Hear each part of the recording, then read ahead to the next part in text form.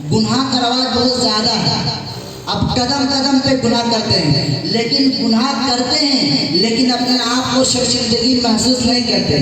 आप गुनाह करते चले जाते हैं लेकिन रब्बे काबा को याद नहीं करते। आप दिन में कई गुनाह कर लेते हैं लेकिन सोते वक्त भी अल्लाह को याद नहीं करते। सोते वक्त आप अपने मोबाइल को देखते हैं या कोई गाना देखते हैं या कोई वीडियो देखते हैं, उससे आप अपना मन बहला लेते हैं लेकिन अल्लाह को याद नहीं करते। मुसलमानों, तुम सोचो कि इस दुनिया में आया है, आप आए हैं तो अल्लाह की वजह से। आप खा रहे हैं तो खाना भी अल्लाह दे रहा है, आप पी रहे हैं तो पीना पानी भी अल्लाह दे रहा है, आप जो सांसें ले रहे हैं ना वो भी अल्लाह की बदौलत है। आपको पता होना चाहिए कि आप अगर अपने घर में बिजली लगाते हो, लाइट, तो महीना खत्म होने के बाद ही वो आपका बिल आ जाएगा और आपको पैसा देना पड़ेगा। लेकिन रब्बे काबा पर आप कुर्बान जाएं, इतना बड़ा सूरज दुनिया में लगा दिया है लेकिन कभी इजहार नहीं किया कि ऐ बंदो मुझे पैसा दो। इतना बड़ा चांद दिन रात को सजाने के लिए लगा दिया है, खूबसूरती के लगा दिया है।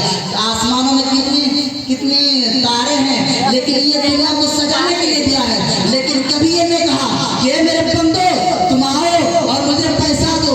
अल्लाह ताला हम पर इतना मेहरबान है लेकिन हम मेहरबानी नहीं है। आज क्या होता है कि आज मैं आपको बताऊं, सबसे पहले मैं अपनी माँ बहनों को कुछ बातें बताना चाहता हूँ।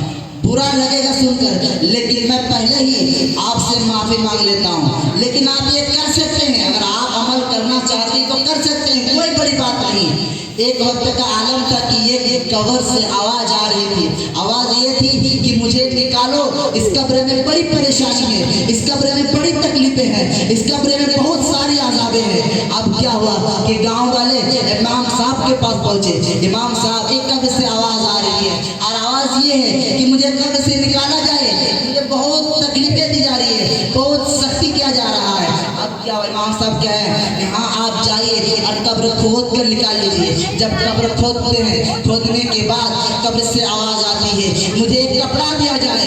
एक कपड़ा दिया जाता है। वो नौजवान, उसमें जानते हैं कौन थी? एक नौजवान लड़की थी। अब क्या हुआ कि जैसे कब्र में कपड़ा डाला जाता है, वो कपड़ा पहनकर अपने घर तरफ वापस लौटने जाती है, अपने घर चले जाती है और एक कमरे में बंद कर लेती है अपने आप को। जब गाँव वाले पहुँचते हैं तो कहते हैं कि अगर आपको हिम्मत है, अगर आपको ताकत है कि मेरी हालत को आप देख सके, मेरी सूरत को आप देख सके, मेरे चेहरे को आप देख सके, मेरे हाथों को आप देख सके, मेरे होठों को आप देख सके, तो अंदर आ जाए। तो किसी ने मंजूर ना किया, एक नौजवान ने मंजूर किया और अंदर चला गया। और अंदर जाने के बाद देख रहा है कि उसकी आंखों से खून द्वार है, उसकी आंखों से खून निकल रही है, हाथों से खून निकल रही है, तो दांत है लेकिन होठ नहीं है। अब मामला क्या हुआ?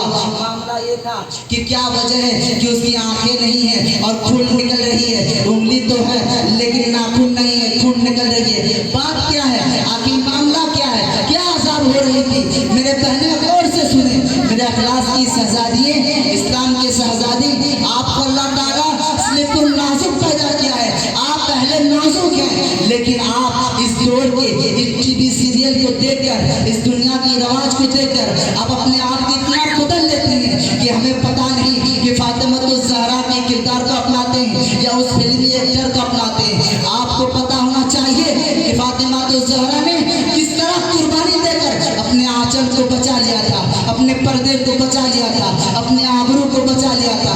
लेकिन आज हमारी माँ बहनें, अपने सर पर दुपट्टा नहीं है लेकिन थोड़ी सी भी अफसोस नहीं है कि मेरे सर पर दुपट्टा नहीं है। मेरी माँ बहनें आज ये फिक्र नहीं करती कि मेरे सर पे दुपट्टा नहीं है, कोई गैर महरम मुझे देख रहा है, कोई गैर मर्द मुझे देख रहा है।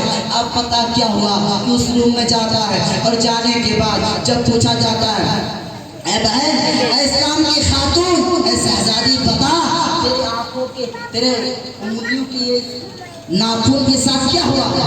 अब क्या हुआ है? अब जो इस दुनिया में करती है लड़कियां क्या करती हैं, वो अपने नाखून पे होठ पॉलिश लगाया करती थी। अब वो लड़की कहती है, वो खातून कहती है, मैं क्या बताऊँ हर्ष, जब फरिश्तों को पता चला कि मैं दुनिया में अपने नाखून पर नोट पॉलिश लगाया करती थी तो फरिश्तों ने मार कर और आग लगाकर मेरे उंगली से नाखून छीन लिया और नाखून छीन लिया और मेरे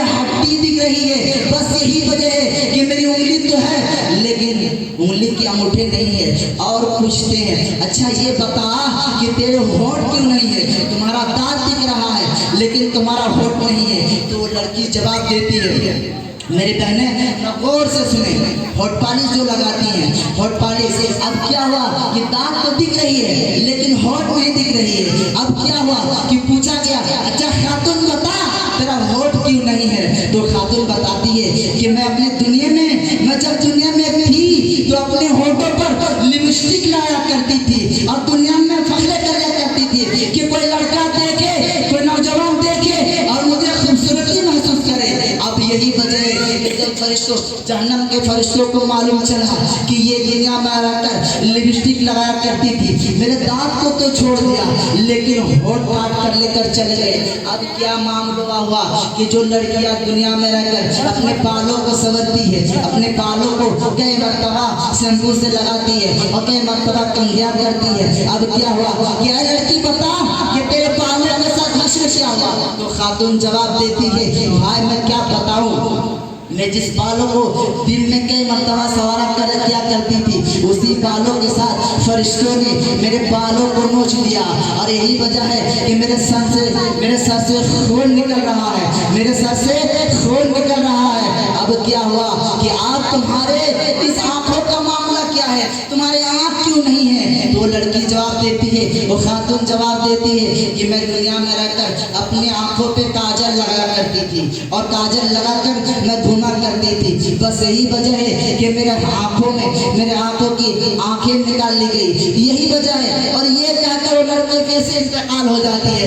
तो मेरे इस्लाम की शहजादी, आप सोचे, आप गौर करें कि आप अगर क्रीम लगाए या ना लगाए, आप लिपस्टिक लगाए या ना लगाए, आप अपने आंखों पर काजल लगाए या ना लगाए, अल्लाह के रसूल सल्लल्लाहु ताला अलैहि वसल्लम इरशाद फरमाता है कि मेरे कनीजों में, मेरे इस्लाम की शहजादियों में कोई भी बंदा है मोमिन, कोई मेरी बंदी, कोई फातिमा ज़हरा की कोई भी शहजादी अगर 5 वक्त दिन में नमाज पढ़ ले और 5 वक्त वजू कर ले तो उसे किसी क्रीम की जरूरत न पड़ेगी, उसे किसी काजल की जरूरत न पड़ेगी, उसे किसी होठ पॉलिश की जरूरत न पड़ेगी, क्योंकि मेरे नबी फरमाते हैं जो 5 वक्त नमाज पढ़ते हैं और 5 वक्त वजू क्या करते हैं, क्योंकि अगर कोई देखे ना देखे बल्कि अल्लाह के नजदीक वो सबसे खूबसूरत,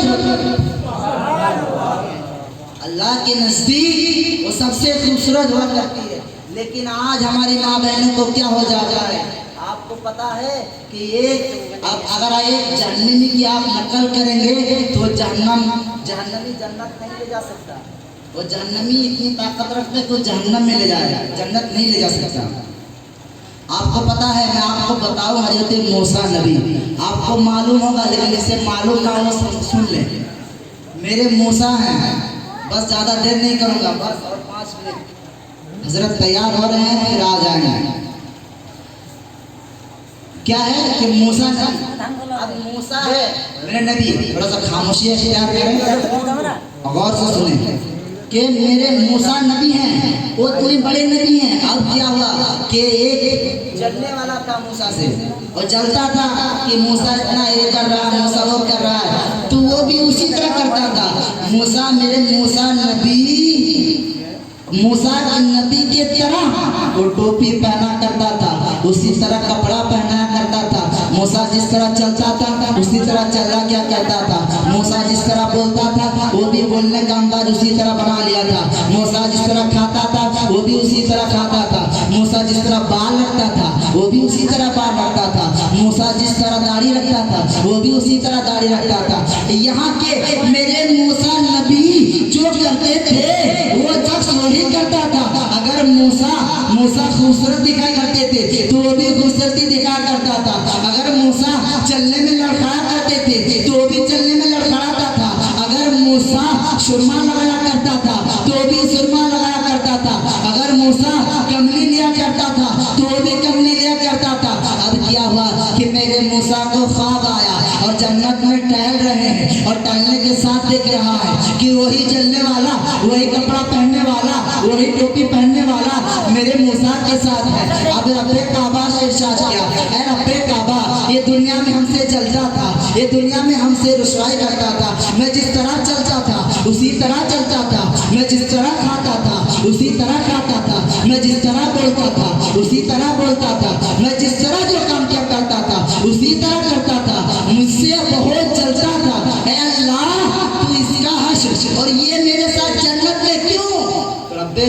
इरशाद करता है, बड़ी बहुत प्यारी जुमला है, क्या है मूसा तू जो काम क्या करता था, शरीयत के अहकाम में क्या करता था, तू नमाज पढ़ता था, मुझे राजी करने के लिए नमाज पढ़ता था, तू चलता था, तू इस्लाम के दायरे पर चलता था, तू चलता था, तू इस्लाम की बताई हुए रास्ते पर चलता था, तू लिबास पहनता था, तू सुन्नती लिबास पहनता था, तू दाढ़ी रखता था, तू सुन्नती दाढ़ी रखता था।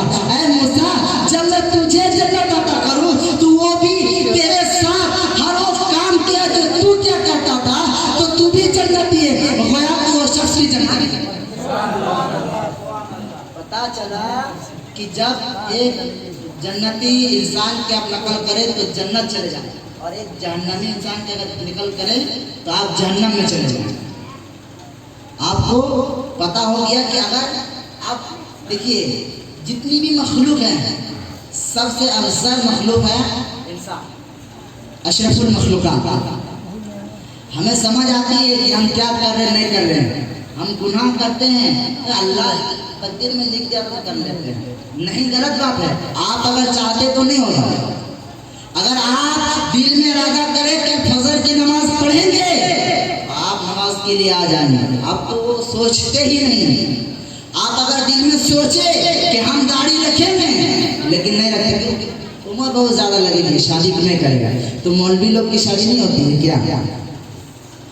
अगर आप चेहरे पर दाढ़ी रखेंगे तो आपकी खूबसूरती और बढ़ जाएगी, खूबसूरती घटती नहीं।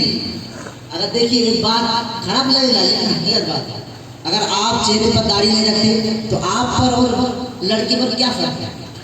उसके भी चेहरे में दाढ़ी नहीं होती है, आपके चेहरे में भी दाढ़ी नहीं है।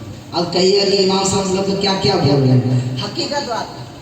मैं आईना हूँ दिखाऊंगा दाग चेहरे की, मैं आईना हूँ दिखाऊंगा दाग चेहरे की, जिसे खराब लगे सामने से हट जाए। हकीकत बात है, चाहे आपको खराब लगे लेकिन हमको बोलना है। लेकिन हश्र की जब अल्लाह के बारगाह में जब ये पूछा जाएगा जाकिर तू वहाँ था तो बोला क्यों नहीं था? अमल करना आपकी बात है, बताना मेरा काम है, अमल कीजिएगा आपका अच्छे। हजरात मोहतरम, मैंने जो उन्वान किया था तकरीर का थोड़ी देर बोल लेता हूँ, तब तक हजरत आ जाएंगे। वमा सल्लल्लाहु अलैहि रहमतुल लिल आलमीन, वमा सल्लल्लाहु अलैहि रहमतुल लिल आलमीन। मेरे नबी रहमत मुस्तफ़ा एक रास्ते से गुजर रहे थे, और क्या हुआ कि एक हिरनी को शिकार कर लिया एक शिकारी ने, और शिकार करने के बाद वो चला। अब वो हिरनी सोच रही थी कि चाहे कोई अल्लाह वालों से मोहब्बत हो जाए, अल्लाह वालों से मुलाकात हो जाए, अल्लाह के चाहने वालों से मुलाकात हो जाए, उससे मदद मांग लूँ तो मैं अपने छोटे छोटे बच्चों से दूध पिला कर आ जाऊँ। बड़ी बड़ी बड़ी प्यारी जुमला है। अब क्या हुआ कि मेरे रहमतुल्लिल आलमीन के उधर से गुजरता था, मेरे रहमतुल्लिल आलमीन उधर ही से जा रहे थे। अब हिरनी आवाज़ लगाई, अभी सबकी बातें सुन रहे हैं। अब हिरनी आवाज़ लगाई, या रसूल अल्लाह अगर आपकी निगाहे करम हो जाए तो मैं अपने बच्चों को दूध पिला के आ जाऊँ। मेरे आका आते हैं और उस शिकारी से कहते हैं, अरे शिकारी इस हिरनी को थोड़ी देर के लिए आज़ाद कर दे, और आज़ाद कर दे फिर वापस आ जाएगी। वो कहते हैं क्या कहते हैं कि वो मैं फिर वापस आ जाएगी। अब वो शिकारी कहता है कि आप नादान हैं, आपको शुमार में आपको सोचने की ताकत नहीं है। अगर शिकारी के हाथ से छूट जाता है तो वापस नहीं आता। अगर किसी परिंदों को आप गुलाटी मारते हैं, अगर आपसे उड़ के भाग जाती तो कभी वापस नहीं आती। लेकिन मेरे आका कहते हैं कि जाओ छोड़ दो, रहमतुल्लिल आलमीन का वादा है, अगर तुम नहीं छोड़ सकते तो गुलाम कैसे कि मैं तुम्हारे पास चला जाता हूँ, तुम इस हिरनी को छोड़ दो। अब इस हिरनी को छोड़ देते हैं, मेरे आका रहते हैं साथ में। अब जब हिरनी अपने बच्चों के पास जाती है और कहती है मेरे बच्चों तो दूध पी लो जितना पी सकते हो, लेकिन इसके बाद आज तक तुम्हारा ख्याल रखना मेरा कर्तव्य था, आज तक तुम्हारा ख्याल रखना मेरी काम था, लेकिन अब तुम्हारा कल से कौन खाना खिलाएगा, कौन दूध पिलाएगा, ये मेरा काम नहीं, क्योंकि मैं रहमतुल्लिल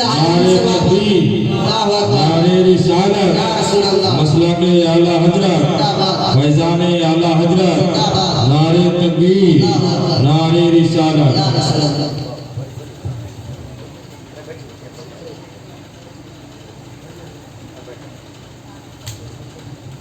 दुरूद तशरीफ अल्लाहुम्मा सल्ली अला सय्यिदिना व मौलाना मुहम्मद बारिक सल्लल्लाहु अलैहि वसल्लम सलाम अलैका या रसूलुल्लाह सल्लल्लाहु तआला अलैहि वसल्लम। हज़रत हाफिज़ कारी ज़मीरुद्दीन साहब किबला नूरी तशरीफ़ फरमा है, आप उनसे समाप्त करेंगे। बस जल्दी गुजर जाऊँगा, टाइम नहीं लूँगा। आप लोगों को बोर लगता होगा, कहते हैं कि इमाम से इतना टाइम ले लिया। मेरे नबी को हिरनी कहती है कि मैं रहमतुल्लिल आलमीन से वादा करके आई हूँ, मुझे जाना है। मैं मालिक इंस जहाँ से वादा करके आई हूँ, मुझे जाना है। मैं रब्बे काबा के सबसे करीब वाले दोस्त से वादा करके आई हूँ, मुझे जाना है। अब क्या होता है कि हिरनी चलती है शिकारी के पास, मेरे नबी उस शिकारी के पास है।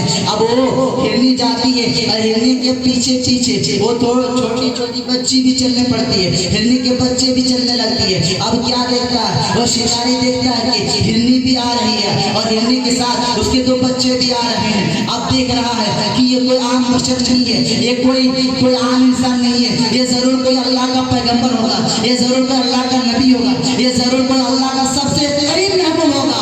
अब वो शिकार तो गया भाड़ में और मेरे नबी के कदमों मुबारक में गिर जाते हैं और कहते हैं अल्लाह के नबी कलमा पढ़ाएं और इस्लाम में दाखिल करें। अस्सलाम वालेकुम। अब लीजिए आपके सामने हजरत हाफिज़ुल कारी जनाब ज़मीरुद्दीन साहब किबला, आप उससे